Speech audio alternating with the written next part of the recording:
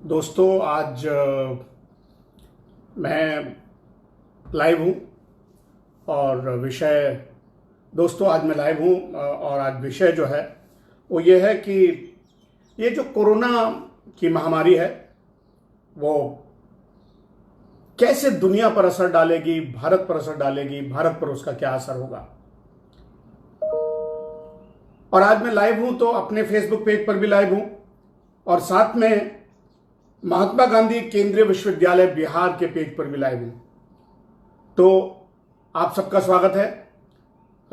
बिहार से जो केंद्रीय विश्वविद्यालय से जो लोग ज्वाइन करेंगे मुझे, उन सब का भी बहुत बहुत स्वागत है। कोरोना की महामारी, डॉक्टर नरेंद्र मुराल गुज्जर हैं, आए हैं। नमस्कार। दिनेश व्यास जी, आपका बहुत बहुत स्वागत है। आज जो हम चर्चा कर रहे हैं उसके बारे में बीच बीच में अपनी बातें रखते रहिए।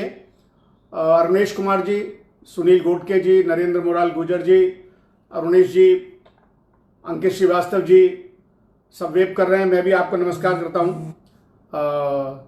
ये बड़ा अच्छा साधन है आपसे बातचीत करने का, सीधे बतियाने का, अपनी बात आप तक रखने का। अब ये कोरोना को महामारी कहा जाए या इससे कुछ ज्यादा कहा जाए। अगर विश्व के संदर्भ में आज हम देखें, ज्वाला प्रसाद जी, त्रिपुरारी झा जी, नमस्कार, बहुत बहुत आपका स्वागत है।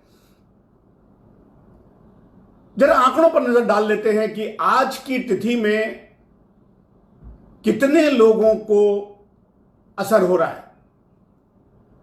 मिश्रा जी नमस्कार, परमात्मा मिश्रा जी, सुनील महावर जी, आपका भी बहुत बहुत नमस्कार।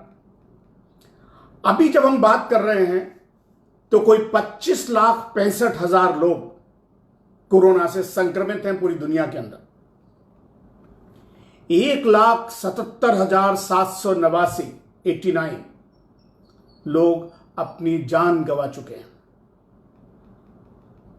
जरा देखते हैं दुनिया की अर्थव्यवस्था में, दुनिया के ताकत के जो परिदृश्य है। श्रीवास्तव जी नमस्कार, अंकित और देवाशीष। अगर आज का इंटरनेशनल ऑर्डर देखा जाए तो उसमें 5 महाशक्तियां हैं संयुक्त राष्ट्र सुरक्षा परिषद में। उनमें से 3 बुरी तरह प्रभावित हैं कोरोना से। अमेरिका विश्व की एकमात्र महाशक्ति जिसे कहा जाता था, 8,19,175 लोग कोरोना से संक्रमित हैं और कितने लोग मारे जा चुके हैं? 45,343 सिर्फ अमेरिका में। फ्रांस एक और देश है जो महाशक्ति है, 1,58,050 लोग कोरोना से संक्रमित हैं। ज्वाला जी नमस्कार। और 20,796 लोग मारे जा चुके हैं। सूरज पांडे जी, विद्यार्थी जी नमस्कार। तीसरी महाशक्ति यानी सुरक्षा परिषद के हिसाब से यूके, ब्रिटेन, 1,29,044 लोग संक्रमित हैं और 17,337 लोग मारे जा चुके हैं। इसके अलावा जो नाटो के सदस्य हैं उनमें स्पेन, इटली, स्पेन में 21,282 लोग मारे जा चुके हैं, इटली में 24,648 लोग मारे जा चुके हैं, जर्मनी में 5,000 से ज्यादा लोग मारे जा चुके हैं, वगैरह वगैरह वगैरह। तो इसे महामारी ही कहा जाए क्या अंतर्राष्ट्रीय संदर्भ में? कुछ लोग कहते हैं कि ये तो एक तरीके से तीसरे बड़े युद्ध की तैयारी है, शुरुआत है, मालूम नहीं। लेकिन ये जो दिख रहा है उससे कहीं ज्यादा लगता है। भारत की स्थिति भी, आज हम तकरीबन 1 महीना हो गया लॉकडाउन हुए, काम धंधे बंद हैं, शिक्षा संस्थान बंद हैं, नीचे से लेके ऊपर तक हर व्यक्ति की जिंदगी प्रभावित हुई है। ये तो कोरोना के बारे में इसका उत्तरदायी कौन है? इसकी जिम्मेदारी किस पर बनती है इतनी मौतों की, इतने लोगों की रोजी रोटी जाने की, आम जिंदगी बर्बाद होने की कौन जिम्मेदार है इसका? अभिषेक जी नमस्कार, भारत पटेल जी नमस्कार, उत्कर्ष नमस्कार। कौन जिम्मेदार है? दो तरह की थियरी है इसके अंदर। एक यह है कि चीन ने एक बायोलॉजिकल वेपन तैयार किया, वुहान के अंदर 2 लैब थी, P4 और P2, P यानी जहां पैथोजेंस पर वो गलती से बाहर आ गया, संक्रमण फैलना शुरू हो गया। अब जब भी कोई बड़ी महामारी आती है, बड़ी बात आती है, तो साजिश, कॉन्स्पिरेसी, इस सब की बातें होती हैं। लेकिन एक बात तो साफ है, साजिश थी कि नहीं थी ये जांच का विषय है, और अब तकरीबन सारे देश ये जांच कराने को कह रहे हैं। फ्रांस के राष्ट्रपति मैक्रोन कह रहे हैं कि जवाब देना पड़ेगा चीन को। ऑस्ट्रेलिया ने भी अपनी बाहें चढ़ा ली हैं। रामपाल जी नमस्कार, मल्होत्रा जी, अभिषेक रंजन जी, हारफुन मौलाना, आवाज आ रही है? बिल्कुल आ रही है आपको? सबको आवाज आ रही है ना ठीक ठाक से? कोई दिक्कत तो नहीं है ना? बता दीजिए लिख के कि आवाज आ रही है। ठीक है। खासकर जो हमारे मित्र महात्मा गांधी केंद्रीय विश्वविद्यालय के पेज से मेरे साथ जुड़े हैं, और एक मेरा भी फेसबुक पेज है उमेश उपाध्याय, दोनों पर मैं एक साथ लाइव हूं। पहली बार ये प्रयोग कर रहा हूं। देखिए ना टेक्नोलॉजी ने कितनी दुनिया बदल दी। फ्रांस ने, ऑस्ट्रेलिया ने, ब्रिटेन ने कहा है कि अब चीन के साथ बिजनेस एज यूजुअल नहीं होगा, पहली तरीके से बात नहीं हो सकती। अमेरिका ने कहा है कि जांच होगी। अमेरिका पूरी तरह से जांच करने को तैयार है। डॉक्टर नरेंद्र जी नमस्कार, आपने बताया कि आवाज आ रही है। अभिषेक जी हाँ, बहुत बहुत धन्यवाद। देखिए, बड़ा जब अकेले आप करते हैं तो तामझाम नहीं होता। हम जब टेलीविजन स्टूडियोज में करते थे तो बड़ा सारा तामझाम रहता था, मालूम रहता था। तो जिम्मेदारी क्यों है, यह सवाल पैदा होता है। विश्व के संदर्भ में देखें और भारत के भी संदर्भ में देखें तो जी मौलाना हारफुन मौला जी धन्यवाद। शैल राव जी गुड आफ्टरनून। मैं बिल्कुल ठीक ठाक हूं। वो मेरे से पूछ रहे हैं कि आपके परिवार ठीक है।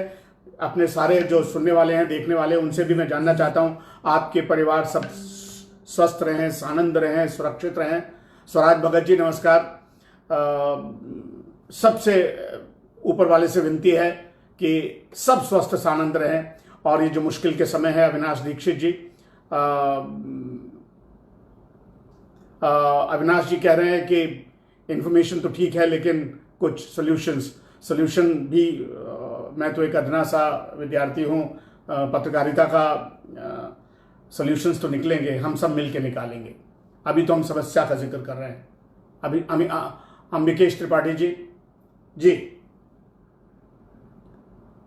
चीन कोशिश करता रहा है कि वो दुनिया की बड़ी शक्ति बने, महाशक्ति बने, और इसके लिए उसने बहुत उपक्रम किए हैं। जब आप दुनिया की बड़ी ताकत बनना चाहते हैं या होते हैं तो फिर आपके ऊपर बहुत जिम्मेदारी आती है।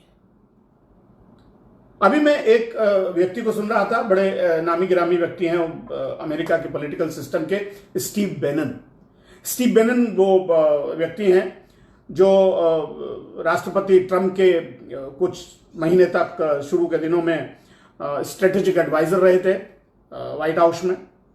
राष्ट्रपति ट्रंप को राष्ट्रपति बनाने में उनकी बड़ी भूमिका थी, और उनका बड़ा कहना साफ है, आप जरूर सुनिएगा उनको। स्टीव बेनन ने कहा, और यह जानकारी सब में है, कि दिसंबर में वुहान के अंदर यह संक्रमण फैलना शुरू हुआ, आदमी से आदमी में। जानकारी दी नहीं गई, बल्कि 12 और 14 जनवरी तक चीन ने आधिकारिक रूप से कहा कि यह मनुष्य से मनुष्य में फैलना नहीं हो रहा। जानकारी छिपाई गई, और जानकारी छिपाने का नतीजा यह हुआ कि बहुत लाखों लोग दिसंबर के दौरान, जब चाइनीज न्यू ईयर होता है, उस दौरान उन्होंने यात्रा की वुहान से यूरोप की, वुहान से अमेरिका की, और इसमें ज्यादातर चीन के लोग थे, चाइनीज थे। जो चीनी लोग जो अमेरिका में रहते हैं, वहां के नागरिक हैं, यूरोप में रहते हैं, टेक्नोलॉजी कंपनीज में काम करते हैं, अगर आप बता देते तो साल के अंत में और चाइनीज न्यू ईयर के समय वो लोग यात्रा नहीं करते, और अगर वो यात्रा नहीं करते तो ये बीमारी उतनी फैलती नहीं। ये लोग अपने साथ बीमारी लेकर गए यूरोप के अंदर, बताया नहीं गया। 12 जनवरी को, 14 जनवरी को, और तो और एक सोशल मीडिया पर जो एक पहले डॉक्टर थे, डॉक्टर ली, चीन के, सुजीत पाल जी नमस्कार, अभिषेक खरे जी, वो लॉकडाउन के बारे में पूछ रहे हैं अभिषेक जी, अभी उसके बारे में अलग से बात करेंगे कभी। विश्वनाथ पांडे जी, जुगल ददीज जी, 12 से 14 जनवरी को जब पूछा गया तो आधिकारिक तौर पर चीन ने कहा कि वहां ऐसा कुछ नहीं है, ट्वीट किया गया। और मैं बात कर रहा था डॉक्टर ली जो वुहान के थे, उन्होंने ये चर्चा करना शुरू किया सोशल मीडिया पर कि एक बीमारी वुहान में फैल रही है। ये दिसंबर की बात है। ली को प्रताड़ित किया गया, ली के साथियों को प्रताड़ित किया गया। ली को वहां अधिकारियों ने बुलाया, जैसे हमारे यहां थाने पर बुलाया जाता है, ऐसे बुलाया गया। उनसे एक हलफनामा भरवाया गया, कहा कि मैंने जो कहा था गलत है। बाद में ली की मृत्यु हो गई। इस पर पर्दा डाला गया। और एक तरफ आपने पर्दा डाला, दूसरी तरफ आप क्या कर रहे हैं? चीन ने इसी दौरान, दिसंबर जनवरी के दौरान, पूरी दुनिया भर से मास्क, पीपीई यानी पर्सनल प्रोटेक्टिव इक्विपमेंट्स उठाने शुरू कर दिए, जो कि महामारी से रुकने में आप देख रहे हैं आज सबको जरूरत पड़ रही है। कितने उठाए? नंबर का अंदाजा लगाइए। असलम खान जी,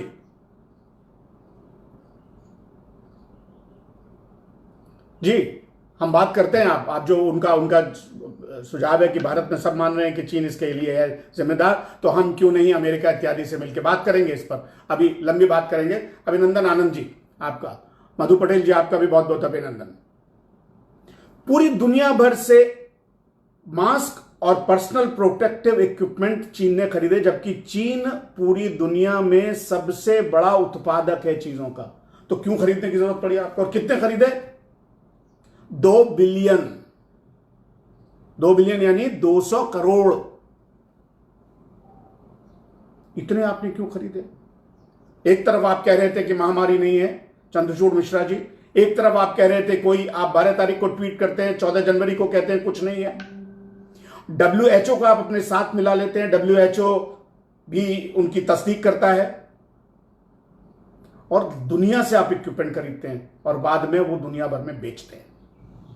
तो आप ये बीमारी फैलाने के जिम्मेदार हुए कि नहीं हुए? और अगर आप जिम्मेदारी फैलाने के जिम्मेदार हैं, तो ये जो जितनी हानि हुई है, किस व्यक्ति की हानि नहीं हुई? जो मेरे घर के बाहर सब्जी बेचने वाला है उसकी हानि हुई है, जो बड़े से बड़ा उद्योग चलाता है, बड़ी एयरलाइंस है, उसकी हानि हुई है, जिनकी मौत हुई है, उनको मुआवजा मिलना चाहिए कि नहीं मिलना चाहिए? हर जगह हम कह रहे हैं भारत सरकार ये नहीं कर रही, मेरे राज्य की सरकार ये नहीं कर रही, अमेरिका में भी यही सवाल हो रहा है। मैं उन अमेरिकी आंकड़ों पर आऊंगा, अर्थव्यवस्था के आंकड़ों पर। तो मुआवजा किसको देना चाहिए भाई? मुआवजा चीन से मांगना चाहिए। इश्क भट्ट साहब नमस्कार, आशीष श्रीवास्तव साहब, दीपक दिनकर जी, चीन की जिम्मेदारी बनती है कि वो सारी दुनिया को मुआवजा दे। एक तरफ आप दर्द दे रहे हैं अपनी लापरवाही से, और मैं साजिश के बिंदु पर भी आऊंगा अभी। तो कम से कम आपकी जिम्मेदारी बनती है। कई देशों में तो ऐसा हुआ कि चीन में जब जनवरी के अंदर संकट पैदा हुआ, स्पेन और इटली की बात मैं आपको बताता हूं, चीन में जब संकट पैदा हुआ, यह तय हो गया कि महामारी है, वुहान में लोग मारे जा रहे हैं, तो चीन को दान दिया कुछ कंट्रीज ने, स्पेन इटली से, पीपीई और मास्क गए, सदारत दिखाई। उन्होंने कहा कि हमारे साथ के लोग मर रहे हैं, मानवता का सवाल है। कौशलेश जी, दीपक मिश्रा जी नमस्कार, पवन मोंगा जी नमस्कार, सुजीत पाल जी। बहुत मजे की बात है कि वो जो दान में आई हुई चीजें थी, अब जब स्पेन और इटली के अंदर मार्च अप्रैल में मौतों का मंजर हो गया, तो चीन ने वही इक्विपमेंट उनको वापस किया, दान में आया हुआ, और उसका बिल साथ में भेज दिया। कमाल है। और कमाल की बात, जो मास्क हम लोग पहनते हैं, नॉर्मल मास्क, N95 मास्क की बात नहीं कर रहा हूं मैं, वो भी कितनी कीमत होती है भाई? 100 रुपया, 200 रुपया। वो चीन आज उससे मुनाफा कमा रहा है और $8 में बेच रहा जा रहा है, $8 में, जब कंट्रीज इंपोर्ट कर रहे हैं। तो एक तरफ आपने बीमारी पैदा की, बीमारी के बारे में बताया नहीं, और दूसरी तरफ उस बीमारी से जो समस्याएं आई उसमें आप मुनाफाखोरी में लग गए। कैसी ताकत है आप? आपको तो विश्व का अगुवा बनने की जल्दी है, आप तो विश्व की महाशक्ति बनना चाहते हैं। तो ये कैसी महाशक्ति हुई? क्या विश्व का नेतृत्व ऐसी महाशक्ति को आप करने दे सकते हैं? यह सवाल आता है, एक नैतिक सवाल आता है। राजनीति शास्त्र का विद्यार्थी हूं मैं। ये एक एथिकल मोरल क्वेश्चन। बिल्कुल सही कह रहे हैं हमारे डॉक्टर पुलिस से संगीता शुक्ला जी, कह रही हैं। अश्वनी मिश्रा जी नमस्कार, भोपाल से। तो चीन ने, और एक साजिश की थ्योरी भी है, षड्यंत्र की थ्योरी भी है, और वो ये है कि चीन ये बायोलॉजिकल वेपन बना रहा था P4 लैब के अंदर।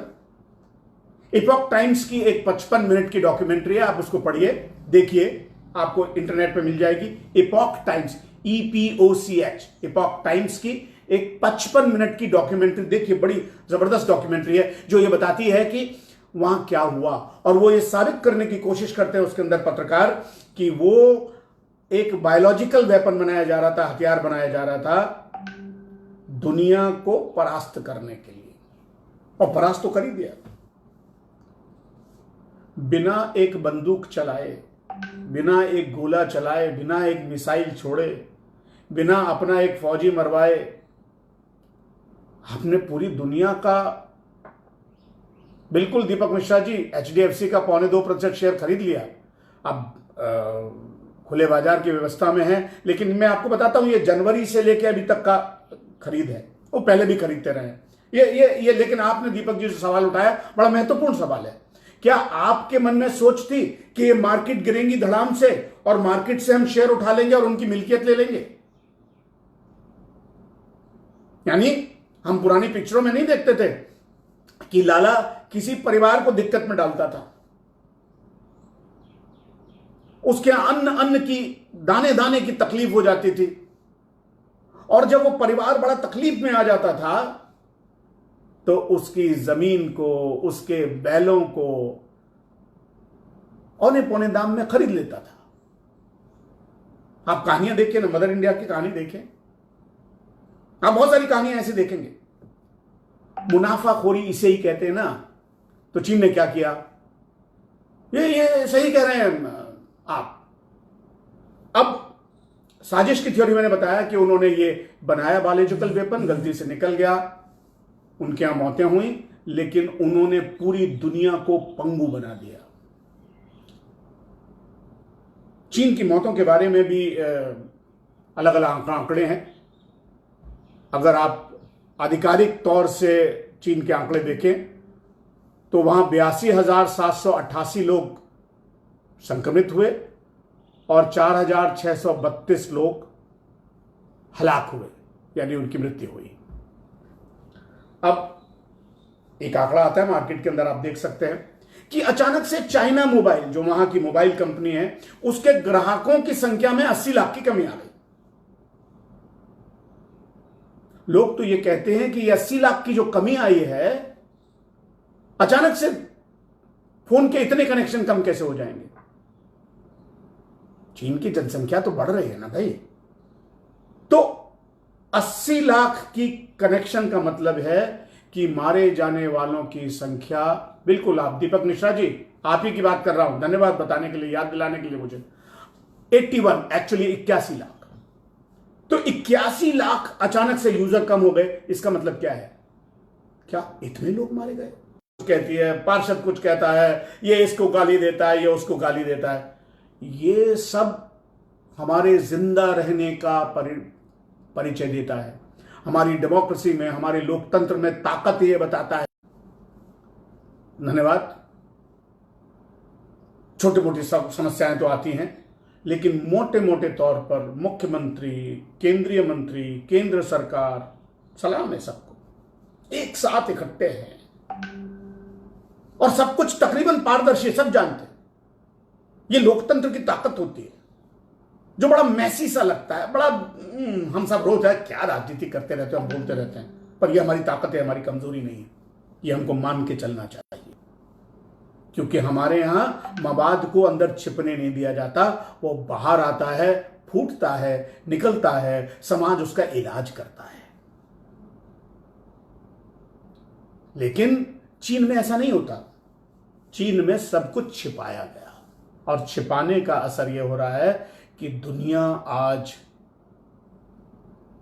तीसरे महायुद्ध के कगार पर खड़ी है। दोस्तों, बिल्कुल सही बात कह रहा हूं मैं। वो आज होगा, कल होगा, परसों होगा, मैं नहीं जानता, मैं भविष्यवक्ता नहीं हूं, लेकिन राजनीति जानकार होने के नाते मैं कह सकता हूं कि चीन ने यह कहकर पूरी दुनिया को मजबूर किया है कि वो उसके खिलाफ कुछ कदम उठाए। अभी देखिए ना, भारत सरकार ने क्या किया। भारत सरकार ने घोषणा की कि हमारी सीमाएं जिन देशों से लगती हैं, उनमें से अगर आकर कोई कंपनी हमारी कंपनियों का शेयर खरीदना चाहती है तो उसकी इजाजत लेनी होगी। चीन ने उसके खिलाफ स्टेटमेंट जारी किया कि ये डिस्क्रिमिनेटरी है, ये दुनिया के आजकल के नियम जो WTO हैं उसके खिलाफ है। ये क्या बात हुई भाई? आप दुनिया में बीमारी फैला रहे हैं, उस पर आपको कोई लज्जा नहीं है, उसके लिए आपने कोई माफी नहीं मांगी दुनिया से। मैं साजिश की बात ही नहीं करता। अगर आपकी लापरवाही थी, आपको तो दिसंबर में मालूम था ना, जनवरी, फरवरी, मार्च में जाकर घोषणा होती है WHO के द्वारा, ये एक वैश्विक महामारी है। क्यों? जो WHO हम सबके पैसे से चलता है, यानी हमारे देशों के पैसे से चलता है, वो चीन के इशारे पर नाचेगा और हम लोग ऐसे ही मारे जाएंगे। हमारी रोजी रोटी, हमारी दुकान, हमारे मकान, हमारे कारखाने, हमारी ट्रेन, हमारी मेट्रो रेल, हमारे रिक्शा, हमारे कार, हमारे हवाई जहाज सब बंद होकर रह जाएंगे।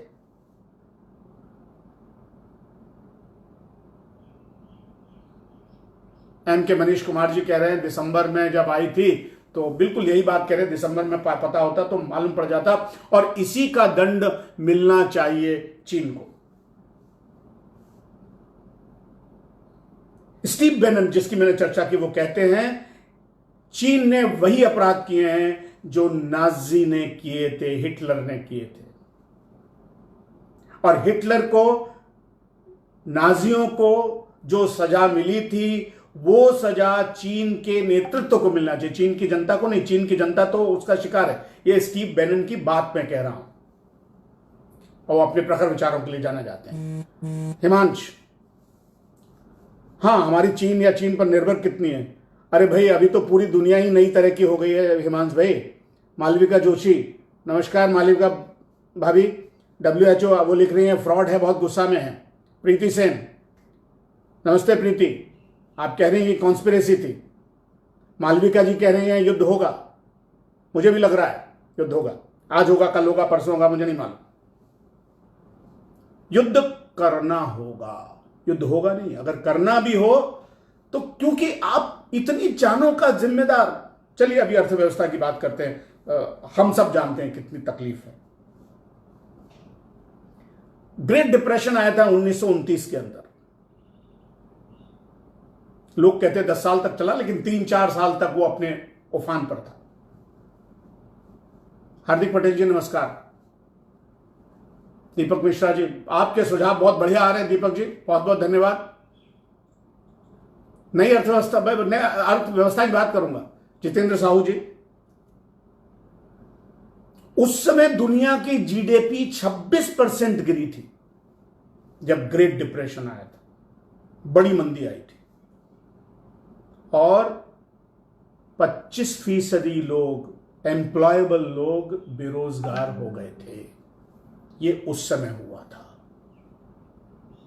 और आज के आंकड़े कुछ अगर मैं आपको बताना चाहूं तो मैंने आपके लिए कुछ रखे हैं, बताता हूं। पिछले हफ्ते अमेरिका में 50 लाख लोगों ने अनएम्प्लॉयमेंट के लिए अपनी अर्जी लगाई, पिछले हफ्ते। और 4 हफ्ते के अंदर, एक महीने के अंदर 22 मिलियन लोग।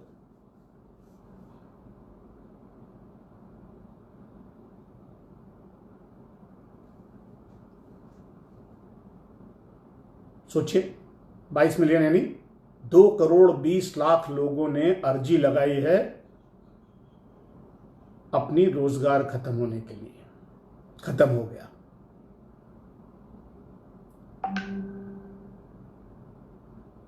इंटरनेशनल मॉनिटरी फंड IMF की रिपोर्ट कहती है कि एशिया की जो इकोनॉमीज हैं, 60 के दशक के बाद 60 साल में पहली बार जीरो ग्रोथ आएगी उनकी।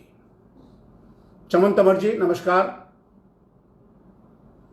कोरोना से देश जीतेगा कि नहीं? जीतेगा भाई, जीतेगा। हम में बड़ी कुव्वत है, मैं आऊंगा उस बात पर। चमन जी, इतना निराश होने की बात नहीं है, लेकिन हिम्मत दिखानी होगी। मधु पटेल जी, 60 साल में पहली बार एशिया के देशों के अंदर इकोनॉमी की ग्रोथ की रेट 0% होगी, उससे कम होगी। ब्रिटेन की बात करते हैं तो मैंने एक महाशक्ति की बात बताई, अमेरिका की। वहां क्या हाल है? अमेरिका में, ब्रिटेन का आकलन है कि उसकी इकोनॉमी 35% से कम 20 लाख लोग, ये छोटे छोटे देश हैं, हमारी जनसंख्या वाले देश नहीं है ये, 20 लाख लोग बेरोजगार हो जाएंगे। ये पूरी दुनिया का हाल है। और भारत में तो हम जानते ही हैं, बिहार प्रवासी मजदूरों का क्या हाल हो रहा है। अपने अपने घरों में बंद हैं, खाने की दिक्कत हो रही है, क्या करेंगे? नवीन जी नमस्कार। खुशी उज्जवल जी बहुत बहुत नमस्कार आपका, धन्यवाद हमसे जुड़ने के लिए। विनोद मोदगिल जी, वो कह रहे हैं, I am very disappointed by the somewhat very mild reaction by so called super powers. Vinod ji, मेरे को क्या लगता है कि अभी सारे देश अपने अपने को बचाने में लगे हुए हैं। लोग बीमार हैं, तकलीफ में हैं, उसमें लगे हुए हैं। ये बाद में आएगा, लोग करेंगे। लेकिन लोगों में एक बात मैं यहां कहना चाहूंगा, चीन से भरोसा समाप्त हो गया है। और देखिए, चीन की जो ताकत है उसका व्यापार है, उसका तंत्र है, अर्थतंत्र है। और व्यापार तब होता है जब भरोसा होता है। चीन पर जो भी भरोसा था वो लोगों को बिल्कुल समाप्त हो गया है। जितेंद्र साहू जी, आपकी कष्ट हम समझ सकते हैं। इस बेरोजगारी से हम कैसे उभरेंगे, बड़ा मुश्किल सवाल है। उभरेंगे जरूर, कैसे उभरेंगे? सब कुछ बदलेगा, सब अलग अलग तरीके से करेंगे, नई व्यवस्था आएगी। तो भरोसा चीन से उठ गया, सारे दुनिया के लोगों का उठ गया है। और एक और बात है, चीनी प्रोडक्ट से होता है। गलती चीन के लोगों की नहीं है, चीन के लोग तो मारे गए। चीन की जो व्यवस्था है, कम्युनिस्ट व्यवस्था है, उसकी दिक्कत है। कम्युनिस्ट व्यवस्था में आप जानते हैं, हम देखते हैं, कुछ लोग मिलजुल कर, कुछ मुट्ठी भर लोग पूरे देश को चलाते हैं ताकत के बल पर। हमने रूस में देखा था, हमने पूर्वी यूरोप के देशों में देखा था। और एक बार जब उनका टूटना शुरू हुआ तो किस तरह से हुए। शैल राव जी नमस्ते। संगीता जी कह रही हैं, तिवारी जी, हर बार चीन ने धोखा ही दिया है। भारत के संदर्भ में बात सही है, दुनिया को अब समझ में आ रहा है। हम तो पहले से जानते थे। 1962 पे क्या हुआ, हिंदी चीनी भाई भाई करके हमने क्या नहीं किया। अभी मैं 5 महाशक्तियों की बात कर रहा हूं।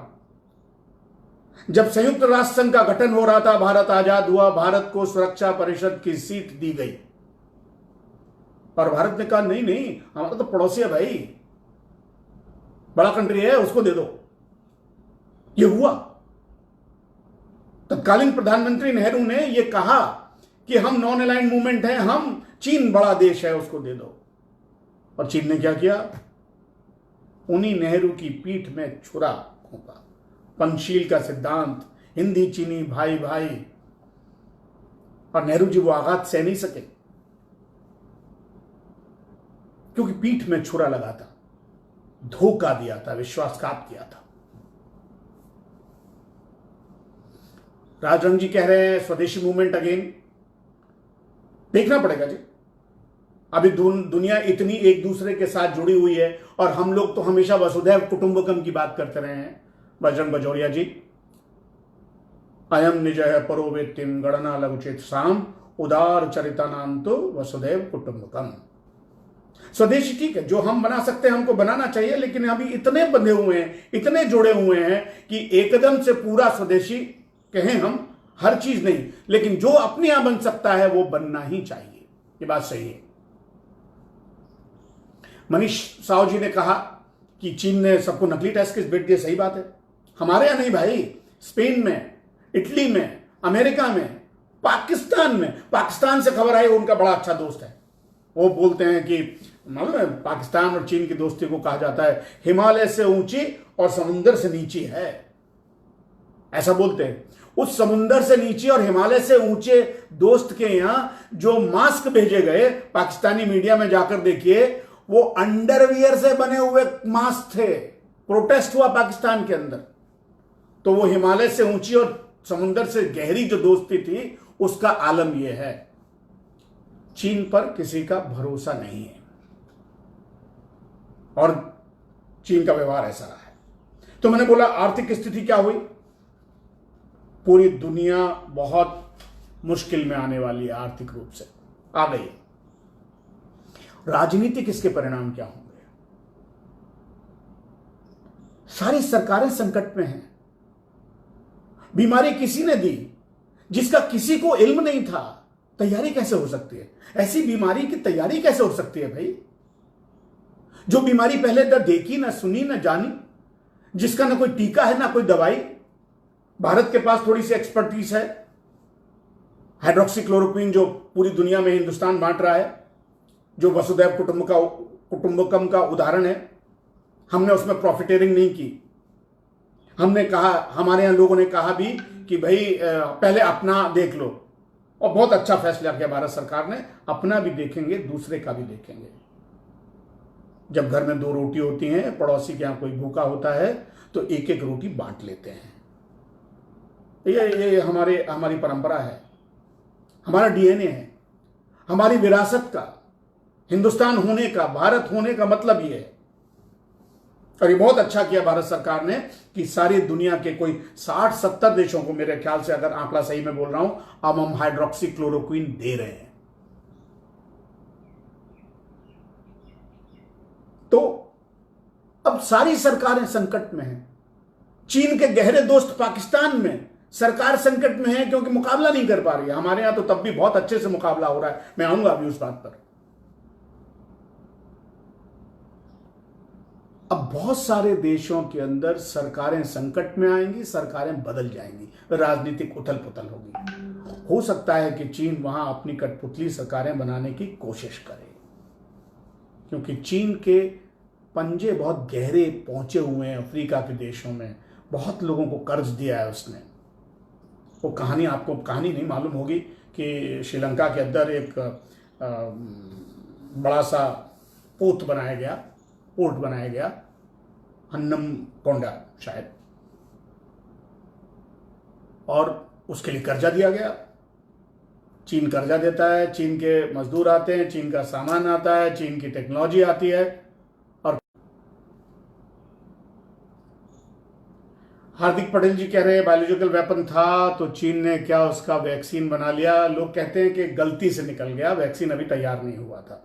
और वहां की जो P2 और P4 लेब हैं, यानी पैथोजन पे रिसर्च होती है, हार्दिक भाई मेरी जानकारी के अनुसार वहां पर यही रिसर्च हो रही थी। और बहुत मजेदार बात बताता हूं, इसमें से जो एक लैब थी P4 शायद, उसके लिए शुरू की ग्रांट फ्रांस से आई। बाद में फ्रांस ने आपत्ति की, कई साल पहले आई वो, और फ्रांस ने कहा भाई वहां हो क्या रहा है हमें बताओ तो सही, तो बताने से मना कर दिया। फिर कहते ये हैं खबरों के हिसाब से, फिर चीन के सुरक्षा विभाग ने उसको अपने कब्जे में ले लिया। एक किसी ने अभी सवाल में, तो इसलिए मैंने कहा राजनीतिक रूप से उथल पुथल होगी पूरी दुनिया के अंदर। उन सरकारों को उसका दंश भोगना पड़ेगा जिनकी कोई गलती नहीं है इसको करने में, नहीं है। जब नए चुनाव होंगे, नई सरकारें होंगी, सब जगह दिक्कत आएंगी। फिर एक और इसका स्ट्रैटेजिक क्या फर्क पड़ेगा। दूसरा विश्व युद्ध जो हुआ था वो समाप्त हुआ था परमाणु शक्ति के इस्तेमाल से। यहां देखा जाए तो गलती से हुई, लापरवाही से हुई, साजिश से हुई, तीनों बात हो सकते हैं।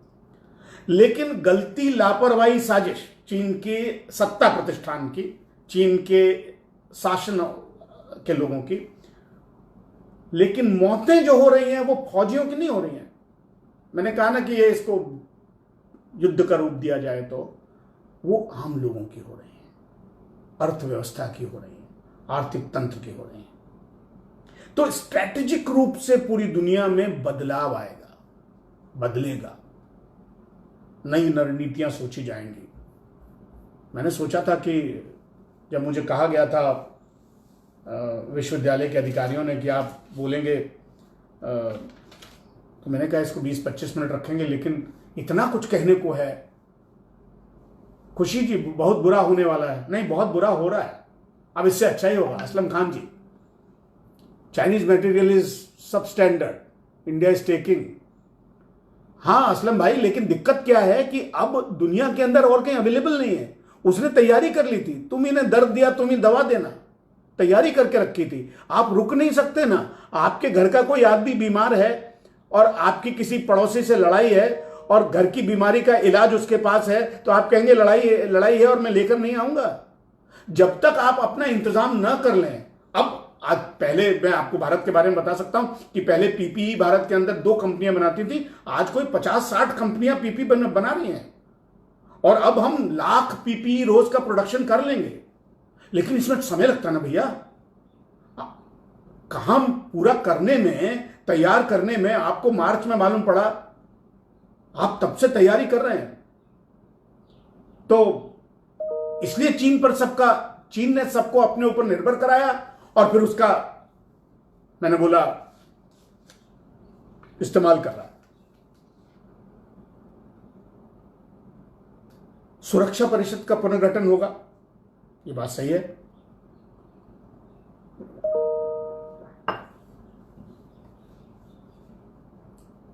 हमने तो वैसे ही अपना दान में दे दी थी सीट। पूरे संयुक्त राष्ट्र संघ का, WHO का पुनर्गठन होगा, होना चाहिए। सारी ताकतों को बैठना होगा और चीन को बताना होगा। अभी तो देखिए क्या व्यवस्था है। संयुक्त राष्ट्र सुरक्षा परिषद में वीटो का चूंकि सिस्टम है, इस कारण से इस पर चर्चा नहीं हो सकती और चीन के पास वीटो है। मजाक है। इसलिए वो व्यवस्था को बदलना पड़ेगा और भारत को उसका स्थान मिलना पड़ेगा। चीन के सामने खड़ा कौन होगा? अभी हमारे एक साथी ने प्रश्न किया था कि सारे देश इकट्ठे क्यों नहीं होते। मुझे लगता है चीन के सामने भारत खड़ा हो सकता है और भारत ने ऐसा करके भी दिखाया है। चीन ने एक जाल बनाना शुरू किया अपने ऊपर लोगों को निर्भर करने का, OBOR, one belt one road. इसके लिए सम्मेलन बुलाए गए, भारत को बार बार कहा गया, भारत ने जाने से इनकार किया।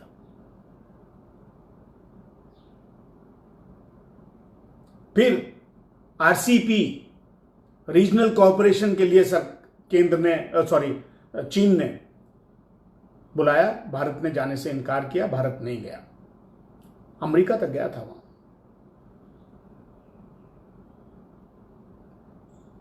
क्योंकि डोकलम में तो भारत, अब ये जो पूरी दुनिया के अंदर जब चीन को उसका स्थान बताने की बात आएगी तो भारत को खड़ा होना पड़ेगा। हम समझते हैं अच्छी तरीके से दुनिया की व्यवस्था, और मैं ये नहीं कह रहा हूं कि चीन को युद्ध हो, मैं तो सिर्फ ये कह रहा हूं चीन से इस सारे जो आर्थिक खून खराबा हो रहा है,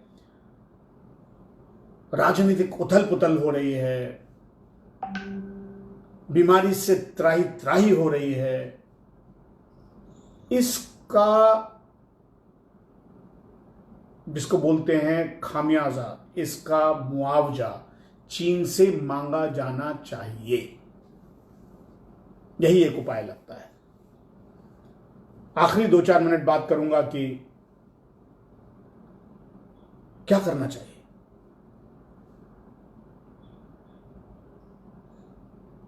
कुछ चीजें हम सब ने सीखी हैं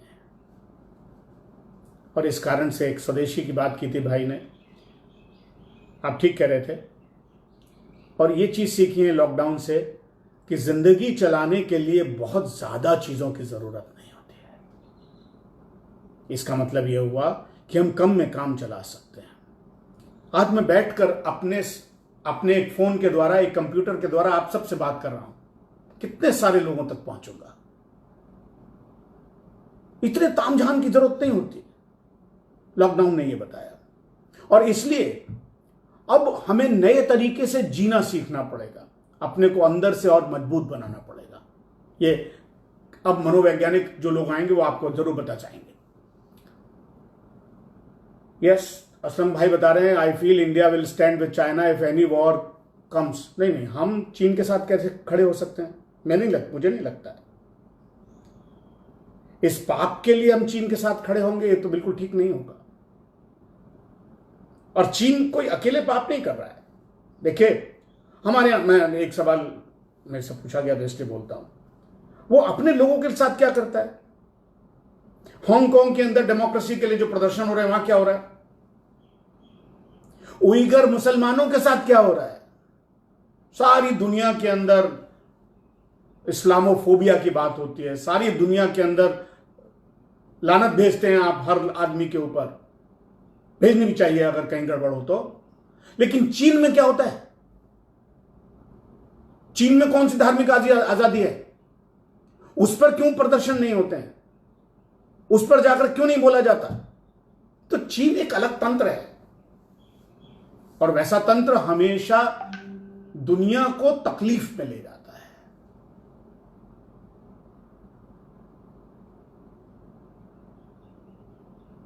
ये जो नई व्यवस्था, जो आर्थिक व्यवस्था बनेगी, नए पावर इक्वेशंस बनेंगे, भारत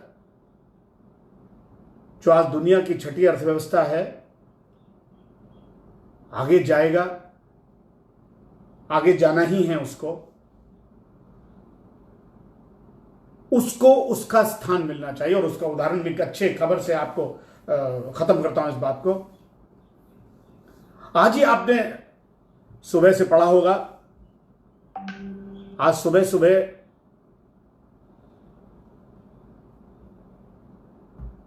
घोषणा हुई है कि फेसबुक, मैं जिस कंपनी में काम करता हूं, जियो रिलायंस में, फेसबुक 43,574 करोड़ रुपए का इन्वेस्टमेंट करेगा जियो प्लेटफॉर्म्स में।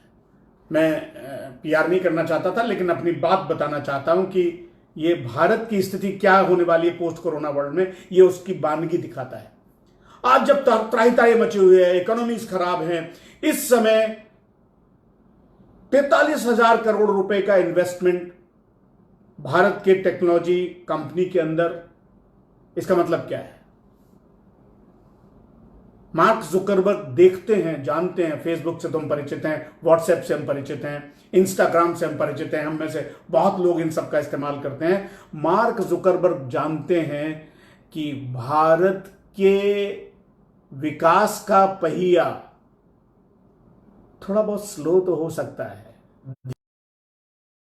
लेकिन जैसे ही कोरोना समाप्त होगा और दुनिया कोरोना समाप्त कर लेगी, वैसे ही भारत के विकास की गति बहुत तेज हो जाने वाली है। और तेज हो जाने वाली है इसलिए भारत में आके आज निवेश करना चाहिए। इसलिए मेरे दोस्त अभी जो पूछ रहे थे कि भारत का भविष्य बहुत उज्जवल है, और जिस तरीके से हमने कोरोना के खिलाफ लड़ाई की है वह भी बहुत ही, अब तक की लड़ाई बहुत सराहनीय है। और फैसले सरकार ने किए हैं, लेकिन किया आप और हमने है। नेतृत्व के इसको बधाई नहीं चाहिए केंद्र सरकार को, नरेंद्र मोदी को, पर करने वाले भारत के लोग हैं। अब मैं आपको बताता हूं 80 दिन के अंदर क्या हुआ पूरी दुनिया के अंदर।